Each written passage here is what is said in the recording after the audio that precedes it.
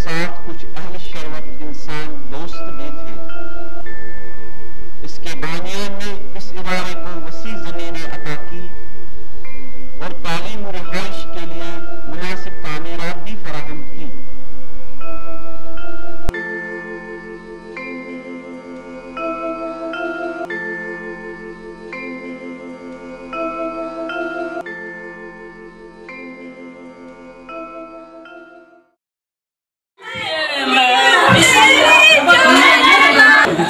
उसका हाथ का बेटा मेरी चप्पल ऐसा मैं भैया मेरी मत करना भाई मैक्स वाले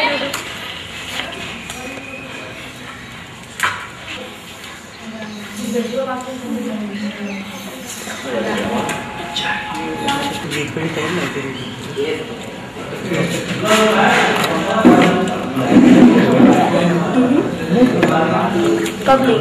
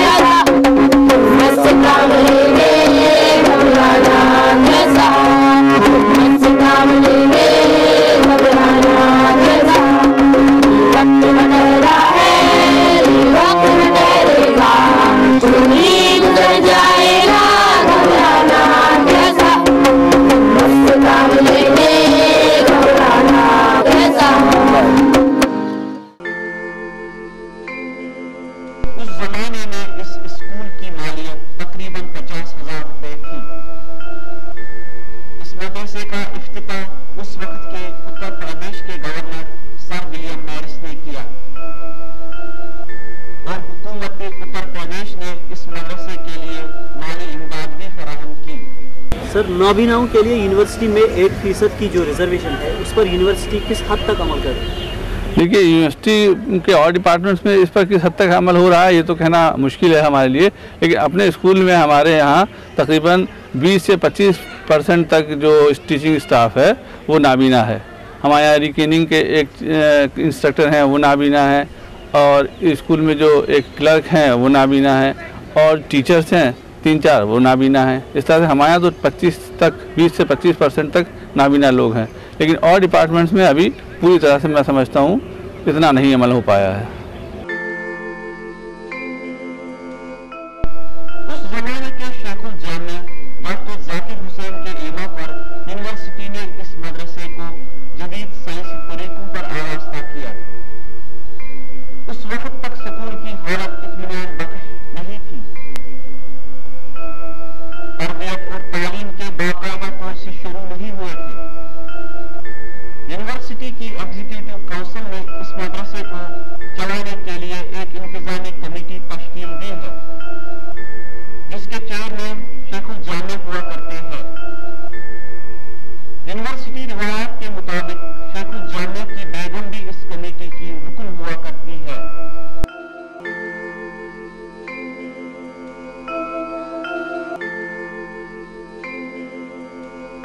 सर, आपके स्कूल में एक कमरे में 7-8 बच्चे रिहाइश पजीर हैं। इस सिलसिले में स्कूल ने क्या इक़दाम है? देखिए, स्कूल की जो अब स्ट्रेंथ है वो ज़्यादा हो चुकी है, बढ़ चुकी है। जब से कि ये स्कूल कायम हुआ था उससे अब तक इस वक्त की जो बिल्डिंग है वो उस वक्त के रिक्वायरमेंट के हिसाब से थी, जब यहाँ सिर्फ 40-50 बच्चे थे। अब उसकी स्ट्रेंथ तकरीबन डबल हो गई है। इसलिए यूनिवर्सिटी वालों ने को हमने इसके बारे में लिख कर के भेजा हुआ है और बिल्डिंग्स के लिए सैंक्शंस के लिए मांगा है। उम्मीद है कि जल्दी ही इसका कुछ ना कुछ होगा।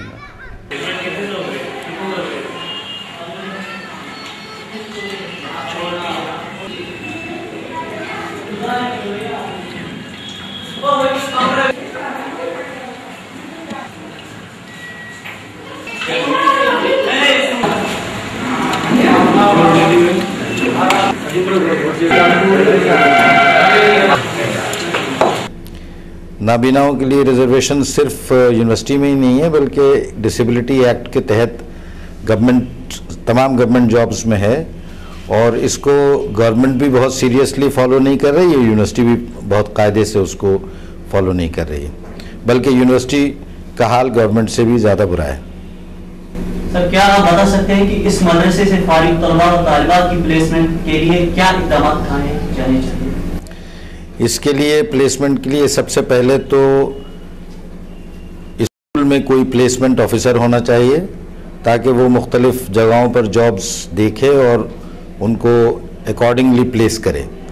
और दूसरे ये कि यूनिवर्सिटी को रिजर्वेशन पॉलिसी जो उसकी एग्जीक्यूटिव काउंसिल ने पास कर रखी है, कम से कम कैटेगरी सी और डी के लिए, उसको लेटर एंड स्पिरिट में इम्प्लीमेंट करना चाहिए।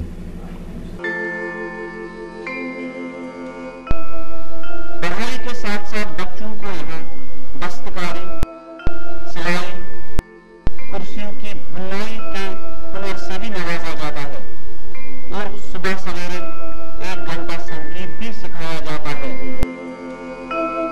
इस स्कूल को चलाने में जिन नामवर अफराद ने मिसाली किरदार अदा किया है, उनमें मसूद हसन खान, के निजामी, के नूरुल हसन,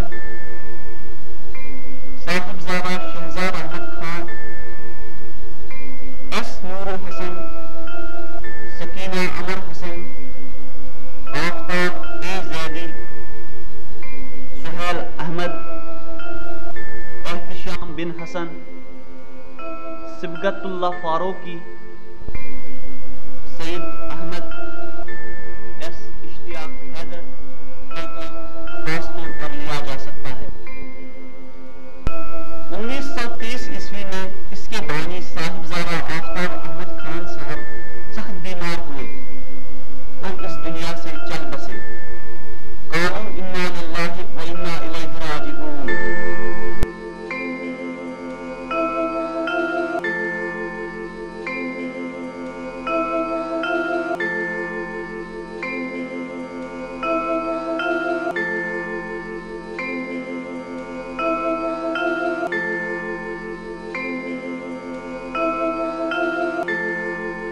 ब्लाइंड स्टूडेंट्स जितने भी MA, B.Ed, PhD वगैरह कर चुके हैं और मुख्तलिफ़ जगहों पे अप्लाई करते हैं। पार्लियामेंट्री एक्ट भी हमारे फेवर में मौजूद है 95 का, उसमें 3% रिजर्वेशन की बात की गई है। यूनिवर्सिटी एग्जीक्यूटिव काउंसिल भी पास कर चुकी है 3% हमें ABCD में, लेकिन नतीजा ये होता है कि अमली तौर पे कुछ नहीं है। वाइस चांसलर को हम लोग कहा करते हैं, वाइस चांसलर कहते हैं हम आपको कंसिडर करेंगे, लेकिन वो कंसिडर कुछ नहीं करते हैं। अगर कोई अपियर होता है तो उससे कहते हैं कि आपकी PhD कब हो रही है, किसी से कहते हैं कि आपका नेट का आप कब क्वालिफाई करेंगे। और अभी ये हुआ कि ब्लाइंड स्कूल में भी पोस्ट आई, उसके भी लायक नहीं समझा गया, मिंटो सर्किल के लायक। तो आप कहते हैं कि भाई ब्लाइंड हैं तो आप साइड स्कूल में, नॉर्मल स्कूल में कैसे पढ़ाएंगे? ये सारी चीज़ें हमें नहीं समझ में आता है कि यूनिवर्सिटी क्या करेगी हमारे साथ, कैसे रिजर्वेशन इंप्लीमेंट करेगी। और एक तरफ आप UGC को, गवर्नमेंट ऑफ इंडिया को एश्योर भी करा रहे हो कि हम 3% रिजर्वेशन इंप्लीमेंट कर रहे हैं।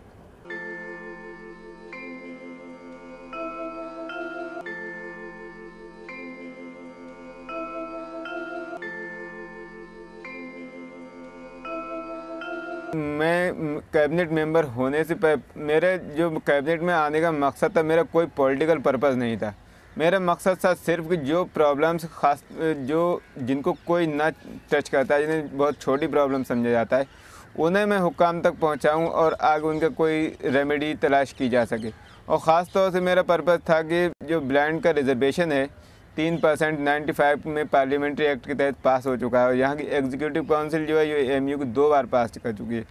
किसी तरह से एफर्ट करके क्या कहते हैं इसे इम्प्लीमेंट कराया जाए। मेरी वाइस चांसलर साहब से भी बात हुई और हम DSW साहब से भी बात हुई है, हम लोगों की प्रोक्टर साहब से भी बात हुई है, तो वो लोग जो है किसी तरह से भी सुनने के लिए तैयार नहीं है। इवन अहमदी स्कूल में भी हम लोगों को इग्नोर किया जाता है, वहाँ भी जॉब नहीं दिया, जबकि आपके सामने मौजूद परफॉर्मेंस ये यूनिवर्सिटी एडमिनिस्ट्रेशन के सामने मौजूद है। तसद्दुक़ हुसैन साहब हैं, फ़िलॉसफी में रीडर हैं, वो माथुर साहब हैं, वो सोशोलॉजी में लेक्चरर हैं। उसके अलावा दिल्ली गवर्नमेंट की जो ख़ासतौर से टीचिंग प्रोफेशन जो है, एजुकेशन डिपार्टमेंट में बहुत से टीचर हैं और बहुत अच्छे परफॉर्मेंस है, उनकी रिपोर्ट्स ही बहुत पॉजिटिव हैं।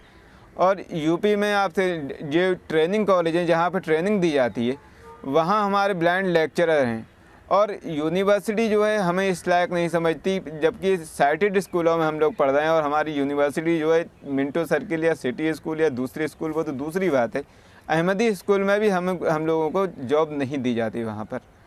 नाबीना स्कूल में सिर्फ नाबीना ही पढ़ा सकते हैं, यह हक भी इनसे छीन लिया जा रहा है। उनकी मुश्किलात को हल करके यूनिवर्सिटी उन पर कोई एहसान नहीं करेगी, बल्कि यह तो उनका हक है जो उन्हें मिल जाना चाहिए।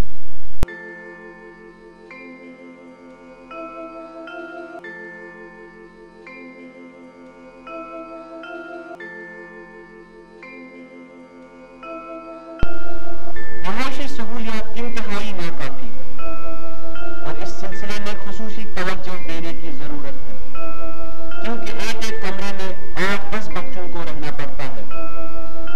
यूनिवर्सिटी में अगरचे कुछ फीसद असामियों को नाबीनाओं के लिए मुख्तिस कर दिया गया है, लेकिन इस पर शाज़ नादिर ही अमल हो रहा है। कुछ जिंदगी ने दिए हर कदम पे हमको गम, कुछ जिंदगी ने दिए हर कदम पे हमको गम, कुछ आप हमारी हसरतों से खेलते आए।